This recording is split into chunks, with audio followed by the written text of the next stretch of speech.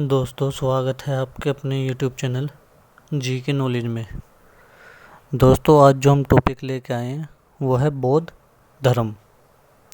जैसे कि हम इससे पिछले वीडियो में एंशियंट हिस्ट्री का, वैदिक काल, सिंधु घाटी सभ्यता, महाजनपद, इन सभी की वीडियो हमने बना चुकी है। जिसने ये वीडियो नहीं देखी वो हमारी प्लेलिस्ट में जाके ये वीडियो देख सकते हैं।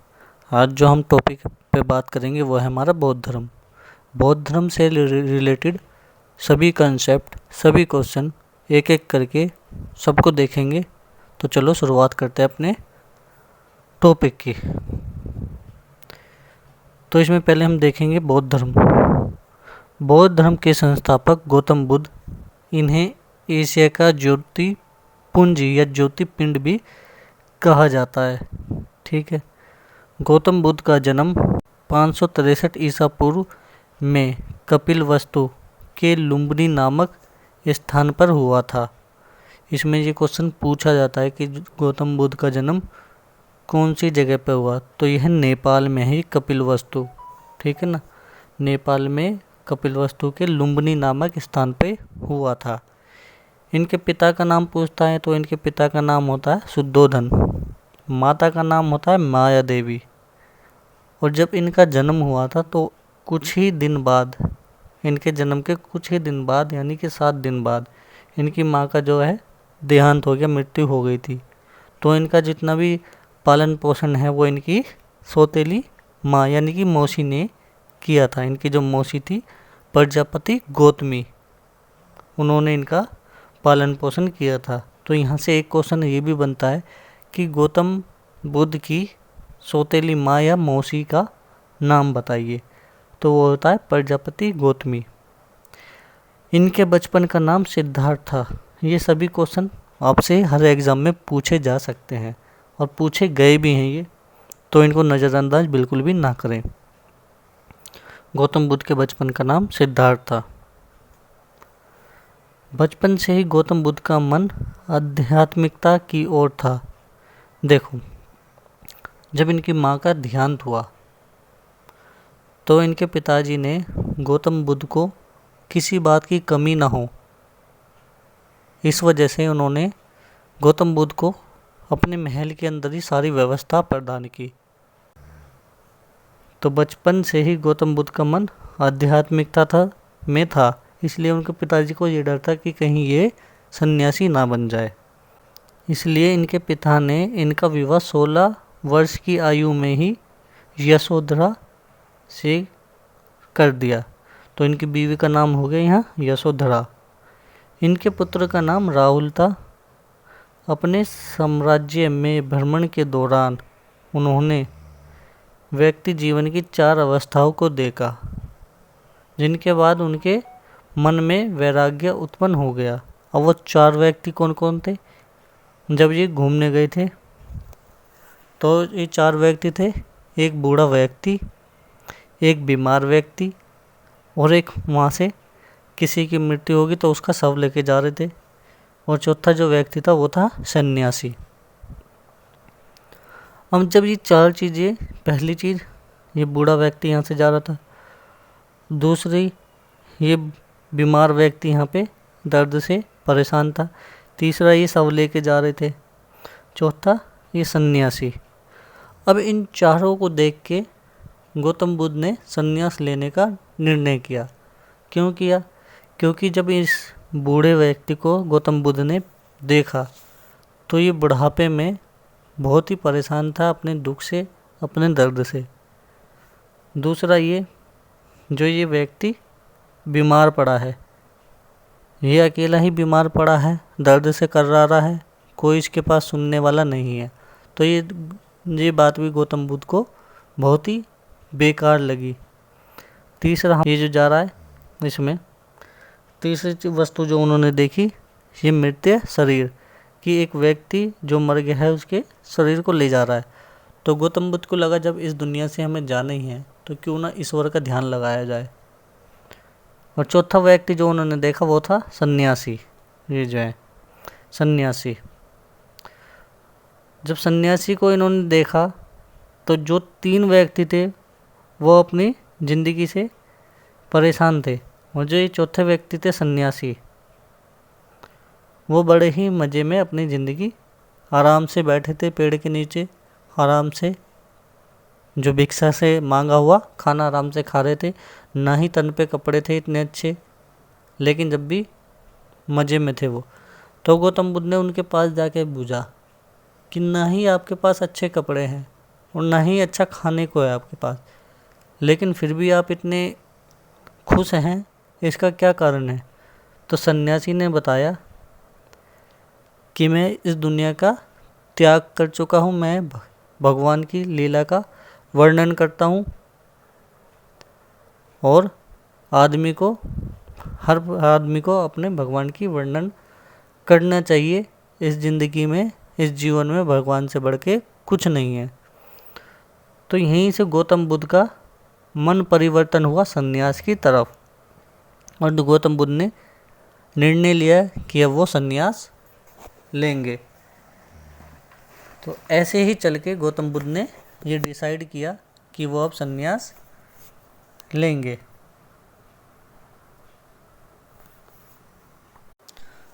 अब यहाँ से एक क्वेश्चन और उठता है कि जो उनका सारथी था, यानी कि जो दोस्त था, उनका क्या नाम था? तो जो उनको लेके गए, ये जो उनको यात्रा भ्रमण करवाने के लिए लेके गए, उनका नाम था चन्ना। और उनके घोड़े का नाम अगर पूछे तो वो था कंथक। ये सवाल पूछे जाते हैं एग्ज़ाम में, ठीक है। तो ये था जो इनका हृदय परिवर्तन हुआ सन्यास की तरफ। वहीं बात करें कि कितनी उम्र में, तो 29 साल की उम्र में इन्होंने घर को त्याग दिया और बौद्ध धर्म अपनाने का निर्णय किया। अब जो बौद्ध धर्म इन्होंने अपनाया उसको हम महाभिनिष्क्रमण कहते हैं। वो महाभिनिष्क्रमण बौद्ध धर्म में कहा जाता है, ठीक है। तो अब थोड़ी सी स्टोरी जान लेते हैं इसके पीछे। आधी रात को घर त्यागने के बाद सिद्धार्थ यानी कि बुद्ध भगवान अनोमा नदी के पास पहुँचे, तथा अनोमा नदी के तट पर ही इन्होंने सन्यास का वेश धारण किया। ये सीधे सीधे हमसे क्वेश्चन पूछा जाता है कि कौन से नदी के तट पर उन्होंने सन्यास लिया या सन्यासी का वेश धारण किया, ठीक है। तो ये इसके अलावा भी हम जो अब पढ़ रहे हैं, इसके अलावा भी आपको अलग से बताते चलेंगे। हम उसके बाद जब उन्होंने सन्यास धारण किया तो वो ज्ञान प्राप्ति के लिए राजगृह पहुँचे। अब राजगृह जब वो पहुँचे तो उन्हें वहाँ पे कौन मिले? उन्हें वहाँ पे मिले अलार कलाम। तो ये अलार कलाम इनके पहले गुरु बने।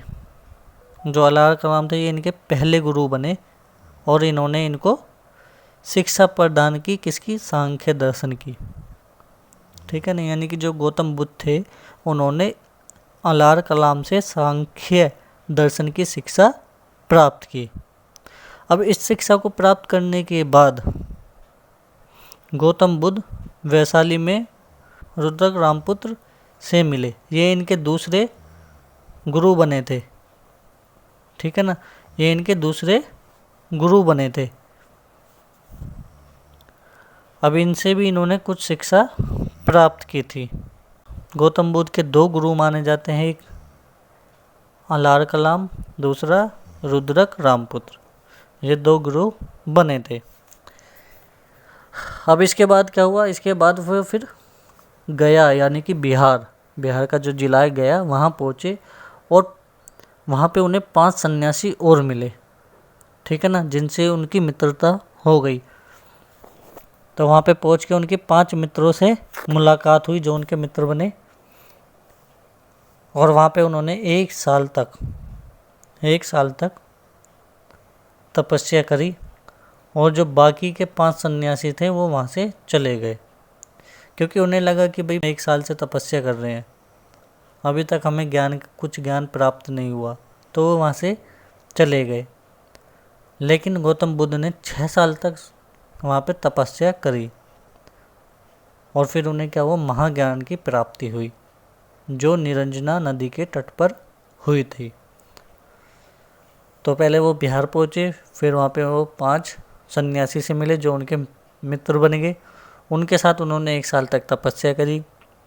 बाकी 5 सन्यासी वहाँ से चले गए। इन्होंने फिर 6 साल तक तपस्या करी और उन्हें महाज्ञान की प्राप्ति हुई। किस नदी के किनारे हुई? निरंजना नदी के तट पर उन्हें महाज्ञान की प्राप्ति हुई। फिर उसके बाद देखते हैं हम, अब कठिन तपस्या करने के बाद 35 वर्ष की आयु में वैशाख की पूर्णिमा की रात निरंजना नदी के पीपल के किनारे, पीपल वृक्ष के नीचे सिद्धार्थ को ज्ञान की प्राप्ति हुई। ज्ञान प्राप्ति के बाद सिद्धार्थ बुद्ध के नाम से जाने गए और वह स्थान बोधगया कहलाया। यानी कि जब उन्हें महाज्ञान की प्राप्ति हुई, महाज्ञान की प्राप्ति हुई, तब उन्हें लोग बुद्ध भगवान के नाम से बुलाने लगे और जो स्थान पे उन्हें वो स्थान बोधगया कहलाया। ठीक है। अब महाज्ञान की प्राप्ति को ही बौद्ध धर्म में निर्वाण कहते हैं। ये पूछा जाता है कि महाज्ञान प्राप्ति को क्या कहा जाता है, तो निर्वाण कहा जाता है। ठीक है, यहाँ तक समझ में आया। चलो और सुनते हैं आगे। बौद्ध ने अपना पहला उपदेश सारनाथ में दिया, जिसे बौद्ध ग्रंथों में धर्म चक्र परिवर्तन कहा गया है। ठीक है ना, जो उन्होंने पहला उपदेश कहाँ दिया? सारनाथ में।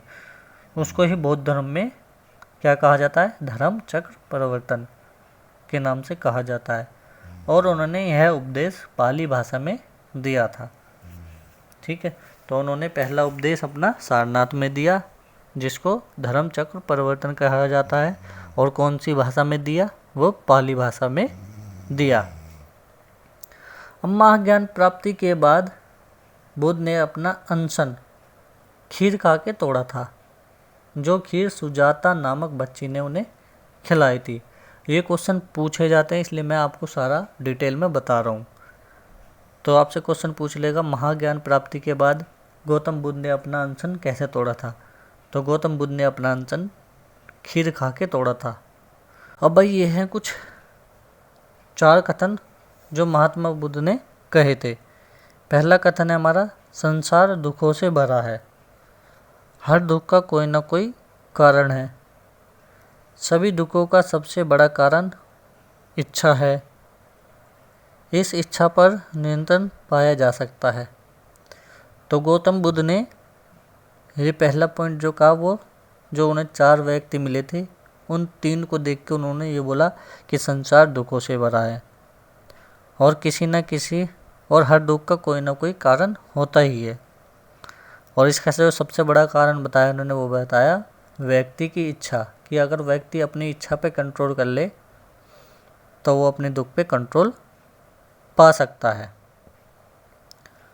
हम बौद्ध धर्म में 3 रत्न हैं, जो कि क्या है? बुद्ध, संघ और धम्म। ये 3 हैं बौद्ध धर्म के त्रिरत्न। महात्मा बुद्ध के प्रमुख अनुयायी थे बिंबिसार, प्रसेनजीत, उदयन। ये थे इनके अनुयायी। अनुयायी क्या होता है? जिन्होंने मतलब ये इसको बौद्ध धर्म को आगे बढ़ाया। ठीक है, अब हम देखते हैं भाई, बौद्ध के अनुयायी 2 भागों में विभाजित थे। पहला भिक्षुक, दूसरा उपासक। भिक्षुक कौन थे? बौद्ध धर्म का प्रचार करने के लिए संन्यास ग्रहण किया, वो लोग क्या कहलाते थे? भिक्षुक कहलाते थे। यानी कि जो लोग बौद्ध धर्म का प्रचार करने के लिए संन्यास ग्रहण करते थे, वो भिक्षुक कहलाते थे। और वो लोग जो संन्यास ना लेके गृहस्थ जीवन से बौद्ध धर्म को अपनाते थे, वो कौन? उपासक कहलाते थे। यानी कि मतलब घर बार त्याग करने की कोई ज़रूरत नहीं होती थी, वो घर से बौद्ध धर्म को अपनाते थे। बौद्ध संघ में सम्मिलित होने की न्यूनतम आयु जो थी उस समय, वो 15 वर्ष थे। अब बौद्ध के जीवन से संबंधित बौद्ध धर्म के कुछ प्रतीक थे। ये प्रतीक कौन कौन से थे? जैसे उनके जन्म के प्रतीक माना जाता है भाई कमल और सांड। उनका गृह त्याग माना जाता है घोड़ा। फिर ज्ञान की प्राप्ति पीपल का वृक्ष यानी कि बोधि वृक्ष। निर्वाहन का पद चिन्ह और मृत्यु का स्तूप माना जाता है। ये थे कुछ बौद्ध धर्म के प्रतीक। ये भी आपसे एग्जाम में पूछे जाते हैं। चलिए बढ़ते हैं आगे। अब 80 वर्ष की अवस्था में यानी कि 483 ईसा पूर्व कुशीनगर में बुद्ध का निधन हुआ और जिसे बुद्ध धर्म में महापरिनिर्वाण कहा जाता है। अब हम देखते हैं वो मतलब इनका निधन कैसे हुआ। ये तो हमें पता चल गया 80 वर्ष में हुआ, लेकिन कैसे हुआ अब ये हम देखते हैं।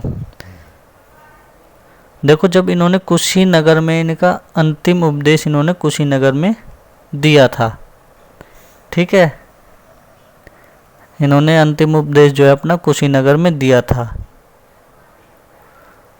अब इनका कोई एक शिष्य था वहाँ कुशीनगर में जो चुंद लोहार हुआ करता था। तो उन्होंने इनके शिष्य ने एक दिन इनको भोजन पे आमंत्रित किया, ठीक है। तो गौतम बुद्ध उसके घर पे भोजन के लिए गए। अब भोजन के लिए गए तो इनका जो शिष्य था चुंद लोहार, उसने सूअर का मांस गौतम बुद्ध को खिलाया, जिसे गौतम बुद्ध पचा नहीं पाए तथा 483 ईसा पूर्व में उनकी मृत्यु अतिसार रोग से हो गई। लास्ट उपदेश गौतम बुद्ध ने कहाँ दिया था? कुशीनगर में, ठीक है। अब महापरिनिर्वाण आपको पता चल गया कि मृत्यु, गौतम बुद्ध की मृत्यु को महापरिनिर्वाण कहा जाता है। उसके बाद हम देखते हैं भाई गौतम बुद्ध की मृत्यु के बाद ये 4 बौद्ध सभाएं चलाई गई, ठीक है ना। ये 4 बौद्ध सभा या संगीति का आयोजन किया गया, जो कि पहली बौद्ध सभा कब हुई थी? 483 ईसा पूर्व में, जब उनकी मृत्यु हुई उसके बाद ही, ठीक है। इसकी जगह की बात करें तो कौन सी जगह पर हुई थी? राजगृह या राजगीर। इसको राजगीर और राजगृह दोनों बोलते हैं। ये राजगीर क्या है? ये है मगध की राजधानी। ये जो है मगध की राजधानी है, याद रखना, आपसे पूछ लेता है कई बार एग्जाम में। राजगीर या राजगृह कहाँ की राजधानी है? तो यह है मगध की राजधानी। दूसरा, यहाँ जो शासक था या राजा था वो था अजात शत्रु। अब किसके उसमें हुई? यहाँ का जो अध्यक्ष था वो था महाकश्यप। अब इस सभा का क्या कार्य था? ये 2 पिटक थे, इसमें 2 पिटक। पहला था सूत पिटक और दूसरा था विनय पिटक, ठीक है ना। इस सभा में ये 2 कार्य हुए थे। अब नेक्स्ट हमारी जो सभा हुई थी या नेक्स्ट जो हमारी संगति हुई थी, बौद्ध संगति, वो हुई थी हमारी 383 ईसा पूर्व में। वो कौन सी जगह हुई थी? वो हुई थी वैशाली। अब वैशाली को भी बोलेगा, वैशाली भी होती है हमारी मगध की राजधानी, ठीक है ना। वैशाली होती है हमारी मगध की राजधानी। यहाँ जो शासक था वो था या राजा था वो था काला शोक यहाँ का राजा था। वहीं हम अध्यक्ष की बात करें तो अध्यक्ष जो था हमारा वो था सभाकामी यहाँ का अध्यक्ष था। अब यहाँ जो कार्य हुआ वो क्या कार्य हुआ? वो अनुयायी का कार्य हुआ, यानी कि जो उनके फॉलोवर को बढ़ाए। तो यहाँ पे 2 अनुयायी यहाँ पे मिले थे, एक का नाम था स्थावीर और दूसरा महासंदिग्ध, ठीक है। उसके बाद तीसरी महासंगति कराई गई जो 200, अब ये अलग अलग मिलती है आपको, कहीं पे 251 मिलेगी, कहीं पे 255 ईसा पूर्व मिलेगी, ठीक है। कौन से स्थान पे हुई ये हुई पाटलिपुत्र। पाटलिपुत्र, ये भी क्या है, मगध की राजधानी है। अब यहाँ पे जो राजा हुए या शासक हुए वो तो अशोक। इनके जो अध्यक्ष थे वो थे हमारे मोगलीपुत्र तिस, मोगलीपुत्र तिस। और जो यहाँ पे जो कार्य हुआ था वो हुआ था तीसरा पिटक, जो अभिधम पिटक कहलाता है। इस संगति में ये कार्य हुआ था। अब इसके बाद चलाई गई चौथी बौद्ध संगति, जो कहाँ पे हुई थी हमारी, ये जो किस वर्ष हुई थी, ये हुई थी हमारी फर्स्ट सेंचुरी में, ये हुई थी हमारी फर्स्ट सेंचुरी में। ठीक है, ये हुई हमारी फर्स्ट सेंचुरी में। स्थान कहाँ था, कुंडलवन में ये हुई थी, कुंडलवन में हुई थी। कुंडलवन कहाँ, कश्मीर में। ठीक है, कश्मीर के कुंडलवन में ये हुई थी। अब इसका जो राजा था वो था कनिष्क, इसका जो राजा था वो था कनिष्क। और यहाँ पे जो अध्यक्ष थे वो दो थे, एक वसुमित्र था और एक अश्वघोष था। तो एक अध्यक्ष हो गया और एक उपाध्यक्ष हो गया। अब इस संगति में जो कार्य हुए वो हुए बौद्ध धर्म को लेके। ठीक है ना। अब तो इस संगति में यानी कि इसमें जो हुए वो बौद्ध धर्म को दो भागों में बांटा गया। इस संगति के अंदर बौद्ध धर्म को दो धर्म में बांटा गया। पहला धर्म जो बना वो बना हीनयान बौद्ध धर्म, और दूसरा जो बना वो बना महायान बौद्ध धर्म। अब इसके बारे में भी हम आगे पढ़ते हैं। ये देखो, चौथी बौद्ध संगति के बाद बौद्ध धर्म को दो भागों में बांटा गया। पहला जो था वो था हमारा हीनयान और दूसरा महायान। ठीक है, ये बौद्ध धर्म दो भागों में बांटे गए। अब इन दोनों में हम अंतर समझते हैं। यह बौद्ध, पहले हीनयान धर्म की बात करते हैं। यह बौद्ध धर्म का प्राचीन रूप है। ठीक है, ये यानी कि प्राचीनतम रूप माना जाता है बौद्ध धर्म का। यह कठोर मार्ग है, इसके द्वारा कम लोग निर्वाण की प्राप्ति करते हैं, क्योंकि इसमें भाई घर को त्यागना पड़ता है, इसलिए इसमें कम लोग निर्वाण की प्राप्ति करते हैं। यह बुद्ध को अलौकिक गुण वाला सामान्य मनुष्य मानते हैं। तो इस धर्म में जो है, यानी कि हीनयान धर्म में जो है, गौतम बुद्ध को अलौकिक, यानी कि जो होता है ना कि हाँ भाई तेज तरार था, ज्ञान था अच्छा, तो ज्ञान वाला मनुष्य मानते हैं, लेकिन वो भगवान का दर्जा उसमें नहीं देते, यानी कि सामान्य इंसान की तरह उन्हें मानते हैं। अब महायान में देखते हैं हम क्या है।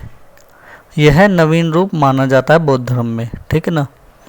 यह सरल मार्ग है, इसके द्वारा अधिक लोग निर्वाण की प्राप्ति कर सकते हैं।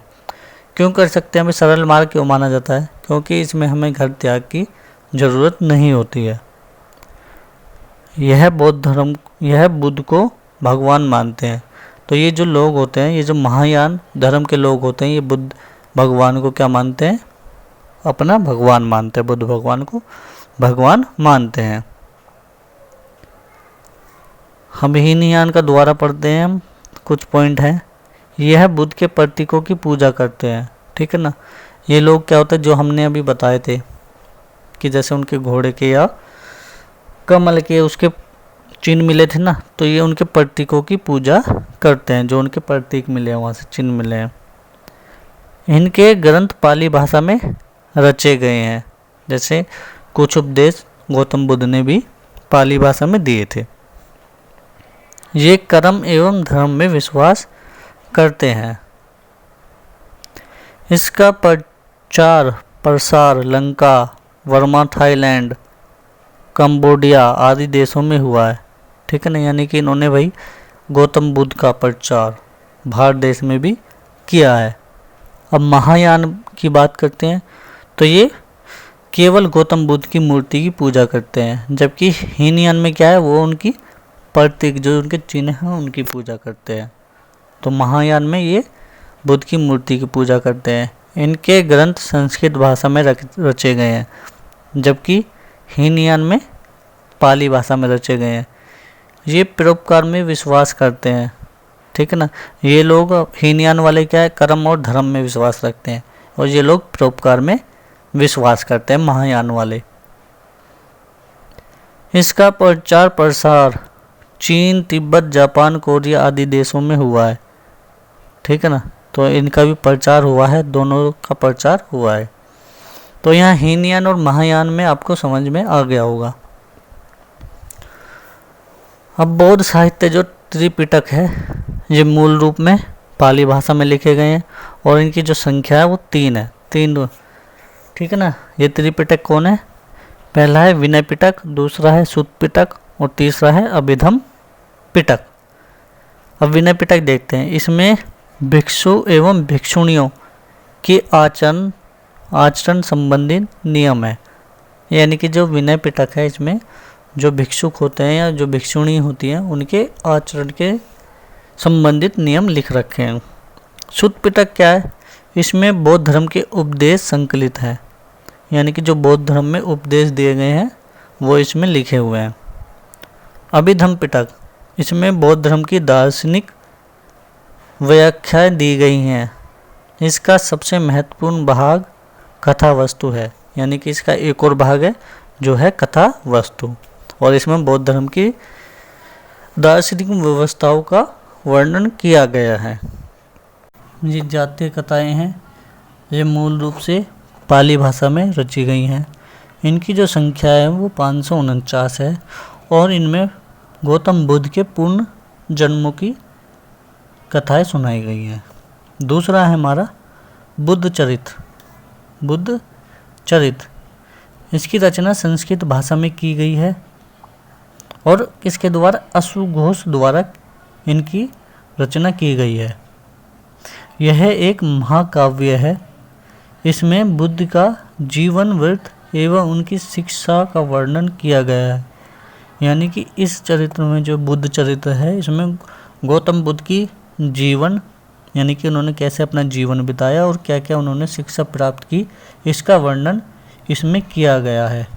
इसे बुद्धों की रामायण कहा जाता है, यानी कि जितने ये बुद्ध होते हैं इनकी रामायण कहा जाता है, बौद्ध धर्म की रामायण कहा जाता है। अगला जो वह है हमारा वो है धम्मपद। ये पाली भाषा में रचा गया है।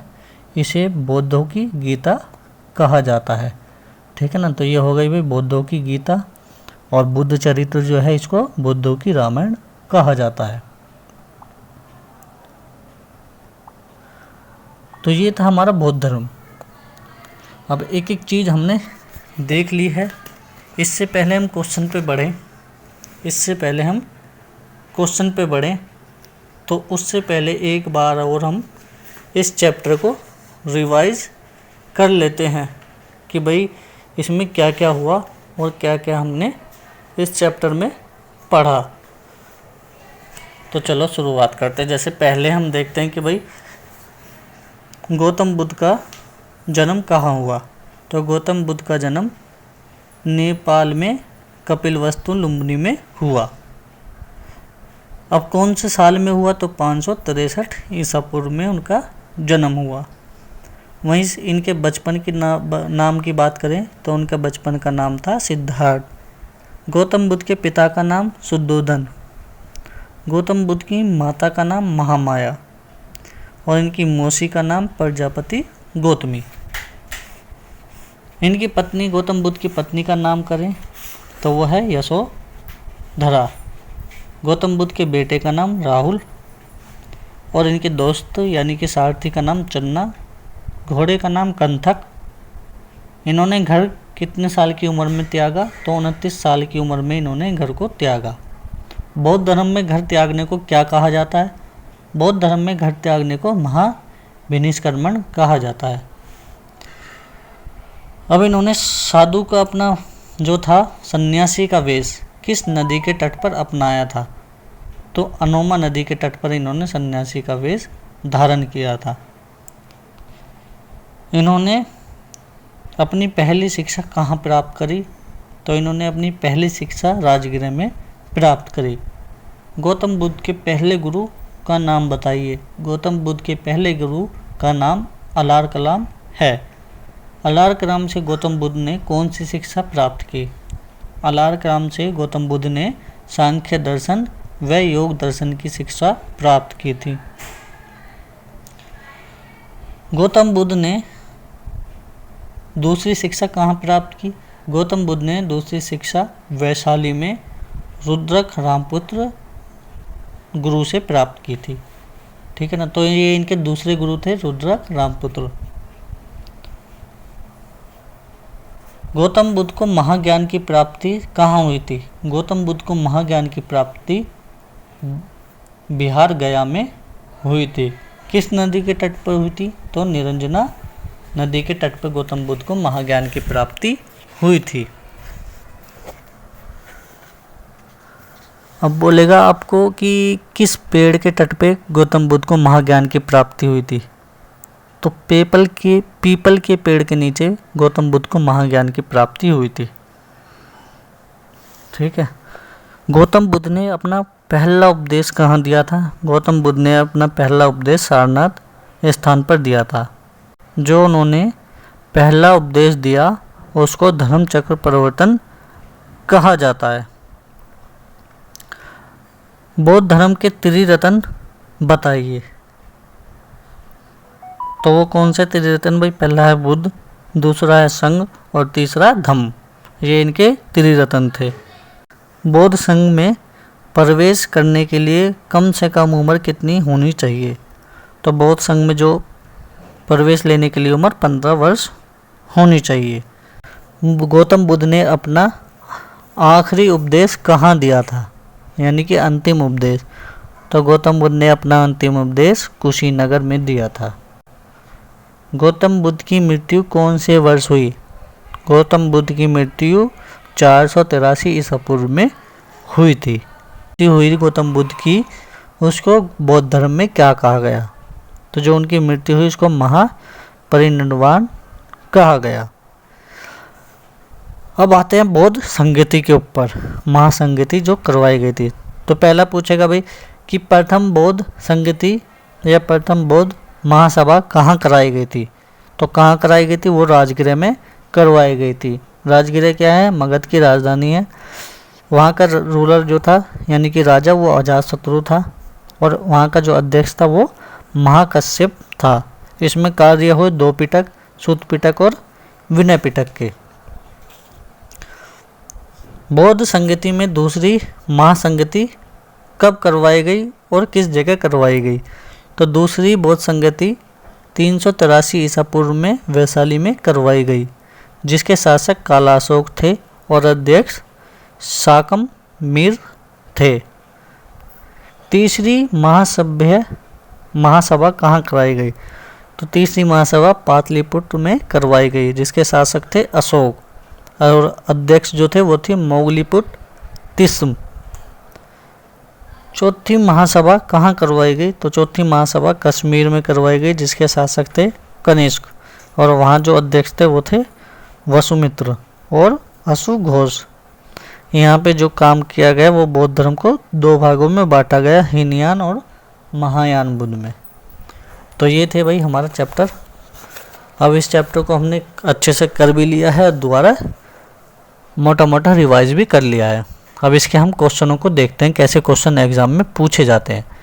जैसे सांची का स्तूप का निर्माण किसने करवाया था? सांची का स्तूप का निर्माण किसने करवाया था?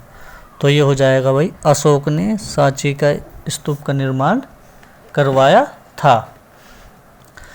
वहीं दूसरे क्वेश्चन की बात करें, अजंता और एलोरा की गुफाएं भारत में किस राज्य में स्थित हैं? तो ये हो जाएगा हमारा ऑप्शन सी, महाराष्ट्र में स्थित है। किन्हें एशिया का प्रकाश भी कहा जाता है? देखो क्वेश्चन 2 तरह से पूछ लेगा, एशिया का प्रकाश या एशिया का ज्योतिय पिंड।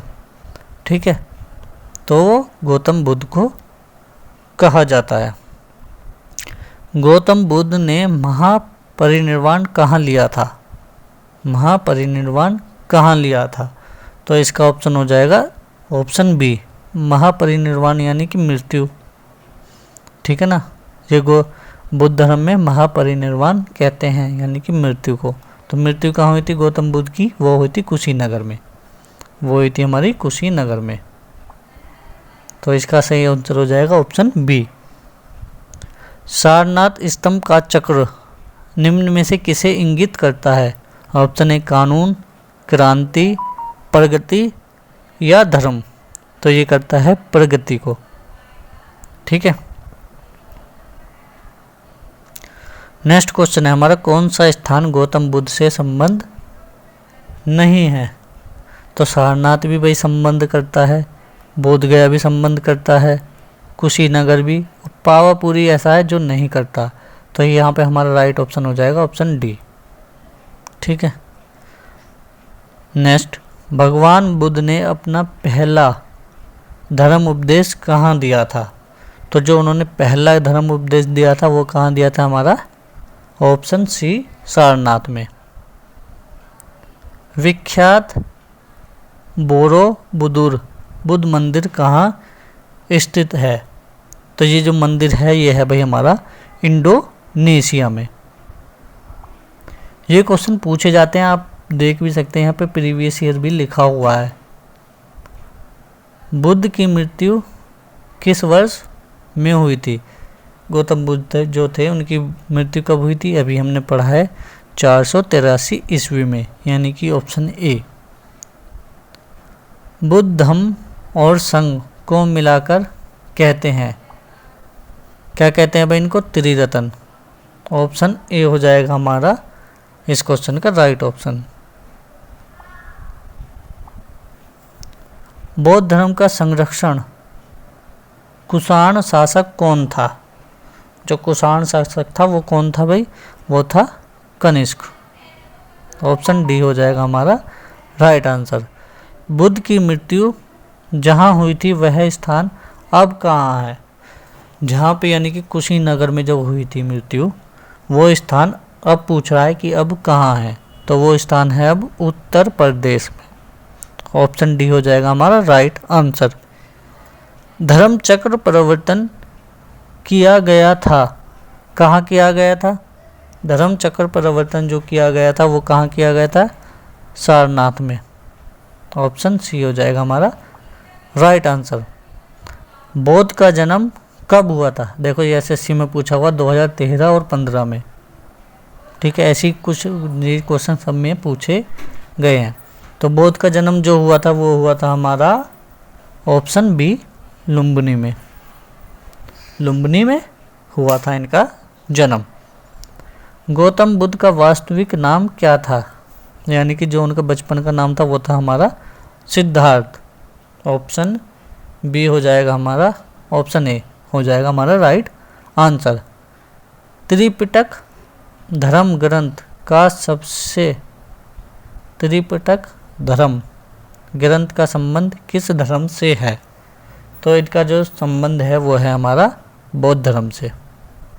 ठीक है, तो ये था हमारा बौद्ध धर्म। इतना ही करना है आपको, इससे बाहर क्वेश्चन एक भी नहीं जाएगा। तो चैप्टर को अच्छे से दोबारा रिवाइज करो और क्वेश्चन को भी अच्छे से दोबारा रिवाइज करो। तो आपसे हम मिलेंगे अगली क्लास में अगली वीडियो के साथ।